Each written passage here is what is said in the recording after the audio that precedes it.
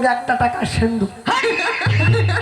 আমি তোমাকে সবে দিয়েছি। হ্যাঁ, আমি তোমাকে বিয়ে করেছি, অলংকার দিয়েছি, আমি তোমাকে সব দিয়েছি। আরো কি দিয়েছি জানো?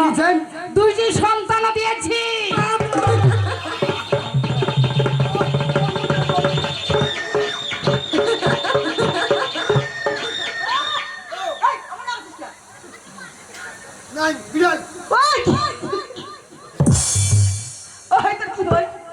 তুই যে আমার চারটারা ধরছিস, কি মিকিরও ধরছে? মিকির তোমার সর্বনাশ ঘটনা জাম। কি দাম? মোদের 2টো হল মুটারে বালু। আরে কি হয়? আর বাই নাই। মুই কেন নাইবা? নাই ভাই। না। মোদ 2টো হইয়া গেল, মুই একটা বার টার বালু না। মানে কি জানিস? কি? ছাওয়া। ছাওয়া? আনন্দ, তুমি এটা কোন কথা কইলেন? মোক বিয়ে করছেন। কি বললে তুমি? এটা কোন কথা বললে? ও বাবা, খুব ভাষা শিখেছ, অপদার্থ কথা।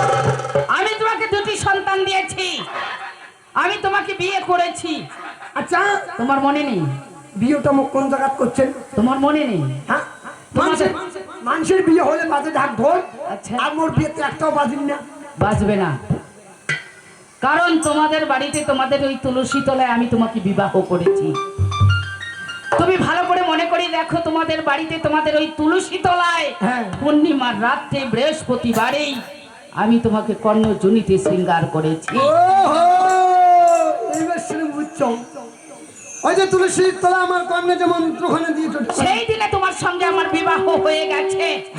অলংকারের কথা বলছি, দ্বাদশ স্থানে দ্বাদশ আমি তিলক দিয়েছি, গলে দিয়েছি আমি তোমাকে তুলসীর মালা। তুলসীর মালা আর কি দিয়েছি? একখানা নামাবলী। কিন্তু তুমি কি করেছো? বিষয় বাসনায় মত্ত হইয়া, কামিনী কাঞ্চন লোভে মত্ত হইয়া তুমি আজ গুরু কর্ম তুমি ভুলে গেছো বাবা। আরো যে একটা কথা বললেন, আজ মোর 2টা সন্তান হয়েছে। জীব তিস্তার লাগি নন্দ সুত হরি ভুবনে প্রকাশ হলো গুরু রূপধরি। বাবা, গুরু কৃষ্ণ এক দেহ জানিবে নিশ্চয়। গুরু যদি বিয়ে করে শিষ্য দেখান। ছি, কথার মাঝখানে তুমি আবার ভুল ঢেলে দিচ্ছ। গুরু যদি বিয়ে করে শিষ্য দেখান ভাগ পায়। কোথা থেকে পায়? আর নাবির নিষ্কেন দেখি পায়। নাবির নিচ থেকে পায়। কি করে পাও বলো দেখি? আচ্ছা, মনে করবো না গুরুদেব আমার পরলোকে গমন হয়ে বাড়িতে রয়েছে। বাড়িতে রয়েছে। আচ্ছা, গুরুমর হঠাৎ করে শিষ্যর বাড়ি যাবে। আচ্ছা, তা চিন্তা করে না, আজকে আমরা একটা শিষ্যর বাড়ি বেড়াতে যাই। আচ্ছা, কি সেবা নিয়ে যাও। গুরুমাও যদি আইসে, তা শিষ্য কোনটা ভাগ পায়? কোনটা? এই যে চরণ। শিষ্যর অধিকার একমাত্র চরণ। আচ্ছা, গুরু যদি শিষ্যের মাথায় পা দুখানা রাখে, আচ্ছা, এই যে মানব জীবন তার ধন্য শিষ্য ধন্য হয়ে যায়।